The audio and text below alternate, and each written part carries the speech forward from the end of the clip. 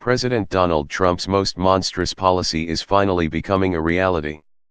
The Border Patrol and the Immigration and Customs Enforcement agencies have begun separating migrant children from their parents and placing them in military warehouses while their parents are locked away in ICE's concentration camps. But there is another, somehow even darker, detail to the story that the administration failed to announce. The Arizona Daily Sun reports that at a recent immigration hearing, Alma Jacinto, a 36-year-old Guatemalan migrant, had her children taken from her.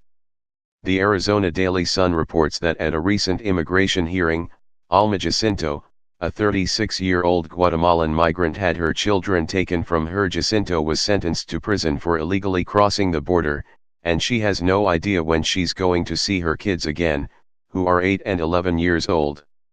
Whether or not she'll ever see them again is unclear. The Office of Refugee Resettlement announced at the end of last year that they had lost track of 1,500 migrant children who were supposed to be in foster care, some of whom the government accidentally released to human traffickers. The plan to tear children away from their families to deter migrants from coming has been in the works for quite some time, pioneered by vicious sociopaths Attorney General Jeff Sessions and ICE Chief Tom Homan, but ran into some serious problems in execution, like the fact that America's foster care system is already overburdened and underfunded and not prepared to take on potentially tens of thousands of migrant kids, but to see it in action like this is beyond horrifying. The president's dark crusade against undocumented migrants took on a terrifying new tone last week when he began repeatedly linking undocumented migrants with the MS-13 gang and dehumanizing them as animals. Now he's breaking up families and forcing them to wear insignias, evoking disturbing memories of prior efforts to ostracize and isolate minorities by regimes enforcing a system of racial hierarchy and a policy of ethnic cleansing, which is quite obviously what Trump is trying to do here. The past use of animals to smear members of minority groups by genocidal regimes cannot be forgotten, from Hitler's Germany to Rwanda.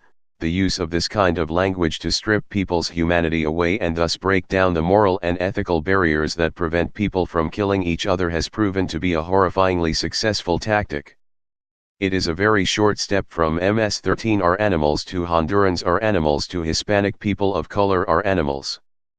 Perhaps egged on by the tepid and half-hearted condemnation of his right-wing extremist allies in Israel received for murdering 60 people and maiming 3,000 more barely 10 days ago, it's clear that Trump and his racist cronies are beginning to push the boundaries of what they can get away with and escalating their agenda of mass deportation and terrorizing communities of color in the United States.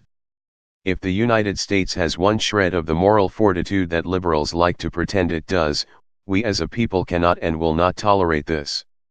Resisting ICE and the Border Patrol and their ethnic cleansing mandate is our civic duty. Turning a blind eye to these atrocities, just like most of America did to the slaughter in Gaza, means the fascists will have won, and it will be all of our fault.